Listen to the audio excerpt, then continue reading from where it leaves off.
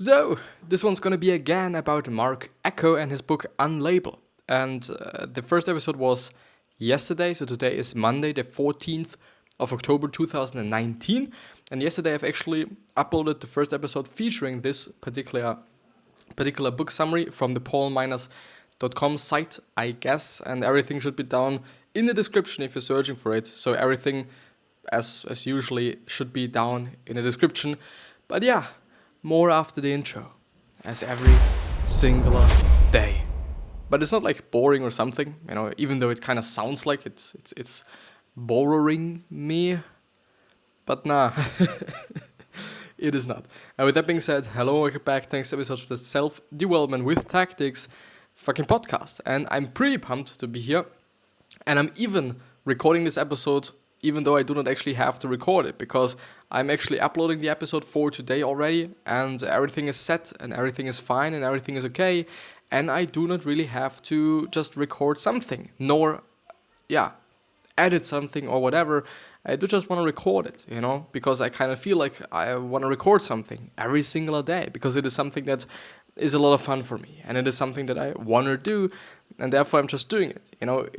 Maybe it's just because it got just such a habit. It got such a habit that I'm sitting here every single day and I'm talking about something. And also on the other hand, it is also a pretty handy thing, because then I'm not really having to record 2 episodes like on one day.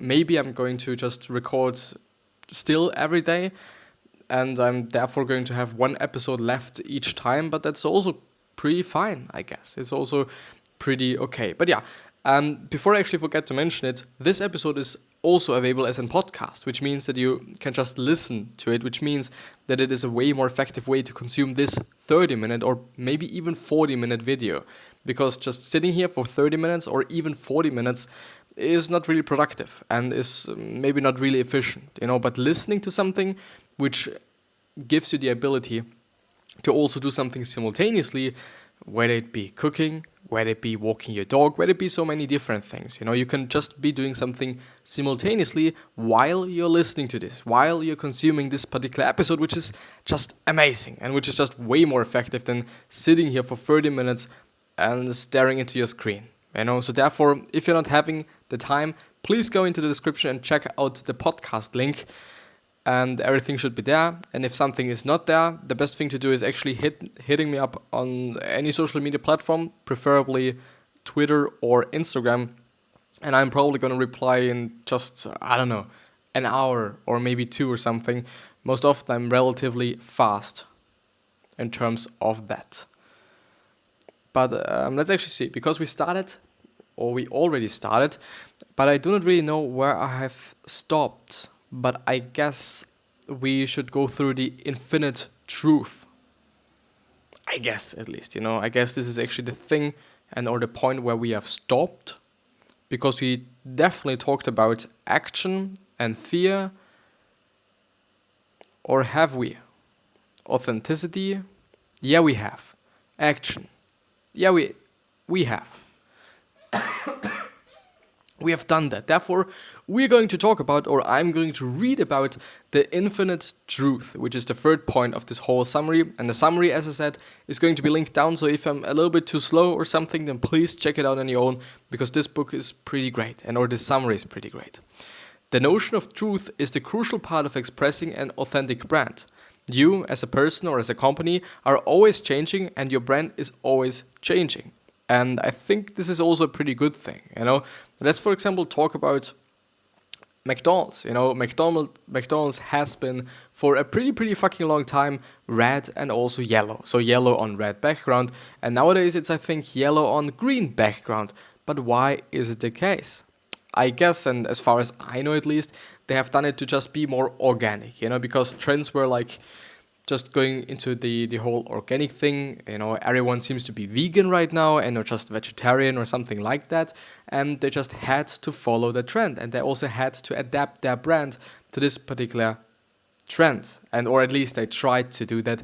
I don't know if they've actually succeeded at doing this, because I don't know how people think about McDonald's right now, if they actually think that McDonald's is like just organic and just they are providing good food and whatnot. But yeah, I guess they tried it. What do you say? What you say in branding is nothing more than streams of connected promises that needs to be delivered. It is critical that these promises be truthful, or are truthful, I guess. Great brands are established through the relentless repetition of promising something and then delivering on what they promised. So often also beyond expectations. Think about what your brand really means. That's not limited to a product or industry. Go deeper. Think about its values, how it can be tweaked, reframed, and spun into something more interesting. Of course, impressive promises create great first impressions, potential and favorable perceptions, but outwardly everyone can look good. Definitely, promises need to be combined with a massive dosage of the do, which means that you also have to act on those promises because, of course, and it is also the exact same thing in just person-to-person conversations and or person-to-person connections, when you're kind of promising something really pretty fucking good and you are not delivering on it, it's not going to be a pretty good thing. You're not going to be just the best friend of this person any longer, I guess, But it's like, here it seems to be the case, just because I was also talking about McDonald's there, that we are talking about just really big fucking corporations. But I do not want to necessarily say so, because let's, for example, I don't know, talk about small businesses, small businesses that are deeply connected to their clients and that just also kind of need the connection to their clients because, like, yeah, you're a small business, you have to know the clients, so the CEO has to know the clients. Most often, I guess, I don't know if the CEO of McDonald's, whoever it actually is, I don't know, knows every single client and every single interaction that somebody from the team and or somebody from the whole company is doing with the client.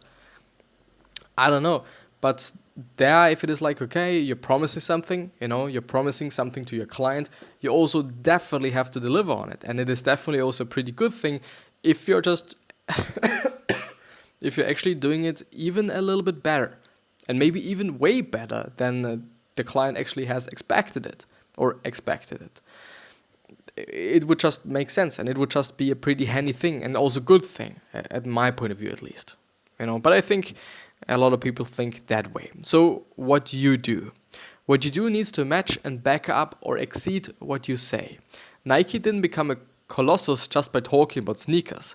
Are you just saying it or are you doing it? No matter the circumstances or even if you're out of your comfort zone, ? When doing, you will create some really ugly stuff and often you won't get it right. And that's part of the process. It definitely fucking is. If you've created 30 things and 29 of them are disappointing, the trick is to find your one star, building around it and optimize it. As Marc Ecko says, and it is now a quote, the new mindset core, always core. You should be proud of that one superstar. It will build your business. For more solid execution, think of a brand as a triangle, 3 legs, or with 3 legs. The first leg is governance, which is influence, control, and order. The second one is swagger, which is how one presents and carries him or herself to the world. And the third one is brute force, beastly or animal-like strength or energy exerted without constraint. All right. So which part of the triangle are you? Seek out people who don't look or think like you. These are probably the other 2 legs of the triangle that will help you take massive action. So I'm going to repeat it again because I didn't actually know that it is about people right now. I thought it would be about branding, and brands and what your brand actually maybe even should represent. But if you're the governance, or are you the governance, which is influence, control, and order, which means that you have high influence in your company, I guess, and also control and also order in your company, or you are the swagger, which is how one presents and carries him or herself to the world, which I guess is more like a spokesperson maybe, or spokesman, spokeswoman, And the third one is the brute force, beastly or animal-like strength or energy exerted without constraint. Which seems to kind of be like, and I do hope that I'm getting this right. I guess that it is about personalities and or people and whatnot. But if you're the brute force type of guy or type of girl, then you're probably having a lot of energy, and you probably don't know what you should be doing actually with all that fucking energy.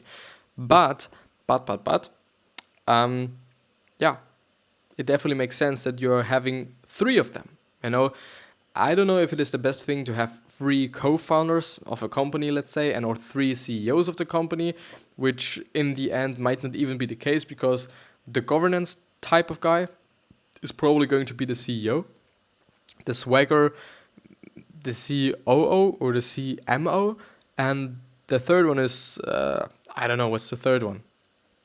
So we have the marketing officer, which is somehow like, or at least as I think about it, is the guy that is actually doing the marketing because he's or she is about presenting the company, presenting what they're doing, presenting himself, presenting herself to the world. Which is kind of the image, maybe somehow correlated to the marketing. But yeah, I'm not educated in the space, I'm just assuming. The third one, I don't know, brute force. But yeah, search for the other 3 or 2 types, and maybe it's going to be a pretty good thing. Or I assume that it is going to be a good thing because Ecko, Marc Ecko, has founded fucking Complex magazine. Like, it is a fucking big ass fucking network. It is just really insane what he was able to achieve. Let's actually Marc Ecko net worth. I do just want to see, because I assume that his net worth is high, but it actually seems to be the case that it is not really that high. Of course, it is high, and it's quite a lot of money. It's 100 million, but it's not that much, to be honest. I actually assumed like 1 billion at least somehow. Which might be kind of a trendy thing nowadays that everyone seems to be a billionaire and whatnot, but he's not. He is not a billionaire. The fourth one is capacity for change. And change is something that's really, really important. And I'm also thinking about what I could change on the podcast or with the podcast so that it might even be a little bit more interesting, over the time for me, but also for my listeners and those people that are actually consuming the stuff that I'm doing. Because I don't know, of course, some things might be working and some things might be working for me and or for other people. But I don't know. I guess it's going to be boring after 2 years or something. 2 years of doing the exact same thing. It's, times change, people change, opinions change, a lot of things change. So should the content, I guess. But yeah, this is the most complex part of the formula. It measures your ability to grow, learn, change, and evolve through failing hard and failing fast. And then responding to that failure. Kind of obviously, but the thing with saying that something is obvious is that it is obvious to you, and it doesn't necessarily have to be the case that it is also obvious for other people as well. Only because you think something is obvious doesn't really mean that it is going to be obvious for somebody else as well. Maybe even if it is your twin or something, even though I think chances there are pretty low that you're getting it, but your twin, your identical kind of twin, I guess, is not getting it, but you know what I mean. We are all individuals and we all see things differently, kind of process things differently, and all those different variables. So saying something like, okay, it is obvious and whatnot, you can never ever kind of expect that something is obvious for somebody else, somebody else that is actually not you. Even though maybe for the majority of the people it might be obvious, but not for everybody. Definitely not for everybody. Human factor, humility minus hubris, which means something. Arrogance, conceited, haughtiness, pride, vanity. Probably have mispronounced quite everything there, but yeah. We see examples all the time of people who clearly know something, but their hubris, I think it's more like hubris, eclipses their humility. Humility is one of the few variables in the formula that are okay to max out. It's never too late to be humble and learn from your mistakes. Will you embrace the humility to know what you don't know? Yeah, I gotta have to say, I'm sorry, that humility definitely makes a big difference, at least at my point of view. And I do just really have to say that it is correlated to just also being nice. And I deeply believe in it, and I've been talking about it just really, really often. But I believe that being nice is a pretty important variable for, or to being successful, or for being successful, or for becoming successful. Because I don't know, maybe it is actually also something that I want to believe, and something that I'm telling myself, and something that I just want to have. I want to just have a lot of nice people around, therefore I'm spreading it. But I also believe in it, because I always think about the fact that, when you're having a business, or when you're an influencer, when you're just doing something, no matter what you're doing, you probably always have to do something with other human people or other human beings. Which means that, okay, being nice is a pretty handy thing to be or to have, or a pretty handy skill to have, because we are always going to work together with other human beings. And if you're not a really nice guy, and not maybe even a really charismatic person, then I think it's going to be a little bit more difficult for you than for somebody that is charismatic and nice, and all those kind of social interactional things or bonuses or advantages. Because we are working with people in the end. In the end, we are quite often working with people, even though on first sight it might not be the case, or it might not seem to be the case. But in the end, you kind of feel like, well, there's actually a human being behind it. Knowledge. What you know divided by what you don't know. You can be the most humble person in the world, but eventually you need to couple that mindset with some actual real world knowledge. The best knowledge is the kind you get through experience, which in return comes through failure. So in the end, you actually have to fail somehow to get some knowledge, to get some experience, to just get to something, I guess. You just need it, and it is inevitable. 5 emotional impact. There's a 5. So it's inevitable. Emotional impact. I don't know. Maybe it's some kind of an mistake there, spelling mistake. But yeah, more important than what you make is how that stuff makes people feel. Authentic brands seek to render an emotional impact. As a brand, caring about emotional impact is your duty. What are you making your audience, customers, or end users feel? And this is something really, really important, and I'm really, really glad that they are pointing it out, because it is actually the case. It is not really about your product, even though it just, it does matter. I do not want to say that it does not matter, but it does matter, or it is mattering. Whatever, it does matter. The thing is, in the end, something that people are caring about is how they feel because of your product and or service, and also the story that you're telling them. And often the case is that the story is just leading to them feeling a certain way, and preferably the way they want to feel, which means that, I don't know, this is something that I have been talking yesterday as well, which is going to be today's episode, and this episode is going to be tomorrow's episode. But I've been talking about status, and there is a reason why we buy branded clothes and branded shoes and branded stuff in general, which is often status, because even though we might not think about it, but it is definitely playing a pretty huge role, or it seems to play a pretty huge role, when we are buying branded shoes. People are going to notice that, and we know that people are noticing that, and we know that people are maybe even going to ask, like, okay, these are pretty cool shoes, or I like the brand, or it's just like a way to express yourself. The community that I am in, people like me do things like that. People like me buy shoes like Nike shoes. People like me eat food at a certain restaurant.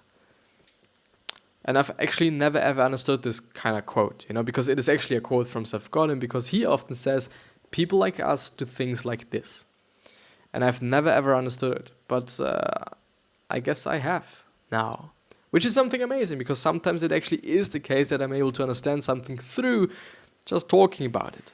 allowed. And it is also one of the kind of bonuses or advantages of having your own podcast, that you're able to discuss something, maybe even with other people, if you're actually the type of guy that is interviewing other people, then of course you're able to get a lot of insights into other perspectives, for example.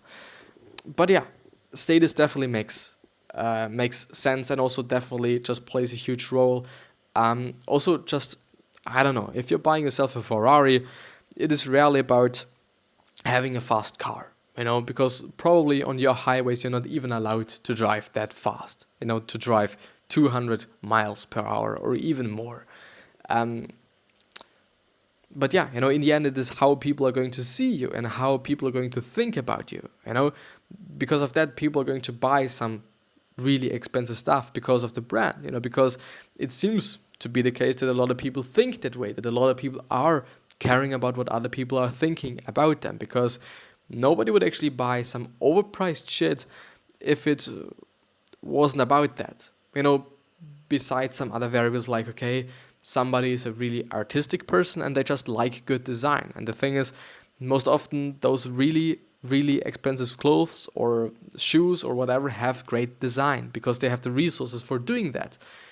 Maybe. Maybe it is even also just a branded thing.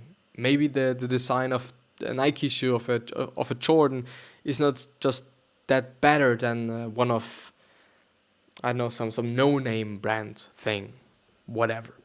But yeah, let's move on. Let's move on with this amazing piece of content. As a brand, caring about emotional impact is your duty. What are you making your audience, customers, or end users feel? When you leverage your brand to make people feel, it needs to come organically. Challenge yourself to move beyond simple billboards or ads. Foil marketing is a great way to create an emotional impact. What is a foil? It can be anything or anyone that serves, by contrast, to call attention to your own merits. If you don't have a good foil, invent one. In Apple's 1984 spot included a fictional Orwellian dictator, suggesting that if you hate evil dictators or the status quo, you should buy a MacBook or a Mac. But there is a flip side too. When you grow your own personal brand from your skin to the world, how you make people feel, you can ensure the brand that's from your guts to the skin, how you feel. Finally, you can't be so focused on how you make people feel that you lose sight of what you make and how you market it. The two needs balance, of course.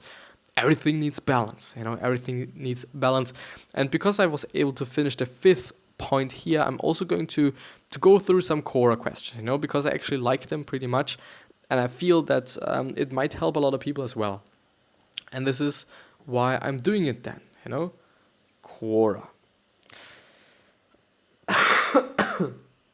I'm sorry. Let's see, because I'm even having a particular screen for doing that. It's this one. It should be this one, actually. But I don't know what I'm not seeing it. Anything. Here it is.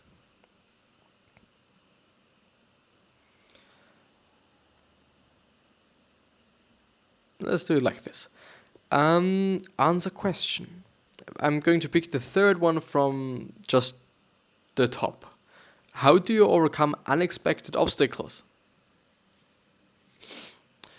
It is a pretty difficult question because the thing is, they are unexpected. Unexpected doesn't mean that you don't know them. The thing is, you can plan.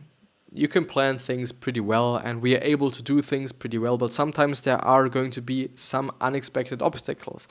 But I just initially thought about obstacles that you didn't have to overcome before, which is like the first time you have to overcome it, which would make everything a little bit more difficult. But the thing is, it's probably going to be something relatively similar to something that you have already overcome or overcame, that you already overcame up to this point, which means that you should just try out to overcome it, and you should probably just use those techniques or those strategies that you have been using up to this point, because there have been a lot of obstacles in everybody's life, and we all just managed to do it somehow. And I don't know, there are a lot of different things, but I gotta have to say that sometimes the exact same approach is just going to work, just because, there might be an infinite amount of just possibilities how you could overcome something, but I guess even though it is something unexpected, I don't know, it will come, and you gotta have to try, and you gotta have to see how you're going to overcome it. But as I said, you can plan things relatively well, but of course there are going to be some unexpected obstacles. It is what it is. It really is what it is. You do just have to try, see, or just think what you have done the previous 15 times, and then just do it, because it would work. And if it is not working, you're gonna have to adapt. You're gonna have to adapt to this particular obstacle, and then you just know how to overcome this particular obstacle, and you're going to know it for the next few times, and maybe even for other obstacles, but other obstacles that are just actually the same as this one, but you're going to know afterwards. Yeah. And something else that I am willing to talk about is actually some news, probably tech news, because tech is actually something that I'm relatively interested in. And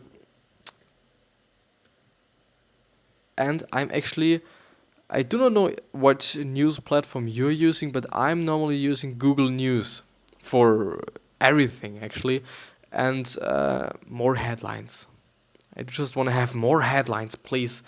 The thing is, it is actually the exact same thing or the exact same layout as the app is, and the app is a pretty good one. It is really a really good app, and I have to say that it is actually the best news app that I found. There's just a lot of news apps, and they all work somewhat similarly, and they all are pretty good and whatnot. But I think, at my point of view, for my taste, the Google News app is just the best. It is just the best. Apple's key growth driver in 2020 will be a new 399 iPhone, top analyst says. It is from CNBC, so it might be correct. It might also not be correct. But I gotta have to say, I don't know. I think, and I also just know that Apple has seen that they are not able to just go up with the prices how they are willing to do, because the market is changing. The market is changing in a way that everything is just becoming cheaper and cheaper and cheaper and cheaper, and there's going to be a lot of different producers, or there are just a lot of different producers than just 10 years ago. Nowadays we're having OnePlus One, we're having Oppo, we are having Xiaomi or Xiaomi, whatever they are pronounced, whatever, and they're just a lot of different and also really, really cheap, cheap smartphone producers, which makes it particularly difficult for Apple to just sustain that high price and also high profit margin, because they're having a fucking big profit margin. They're making just profits something. It is just really insane. Of course, the products are good, at least at my point of view, and for my taste, their products are good. Should you pay over $1,000 for a fucking smartphone? I don't know. Maybe it has to be that way, so that they are able to innovate, so that they are able to just grow their repertoire of people, so that they're able to produce even more and whatnot. So I don't know. It is really expensive, and it got really expensive, and I'm still having my iPhone 5S.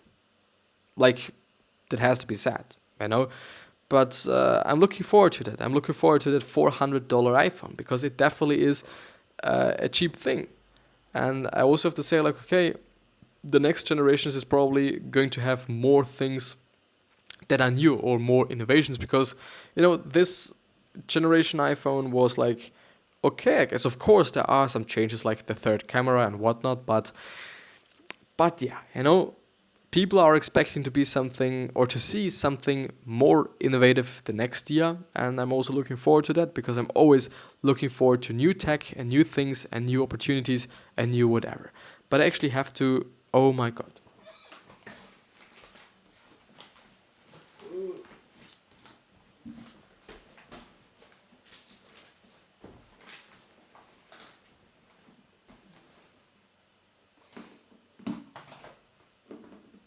I'm really sorry, but I do just need some juice on my MacBook.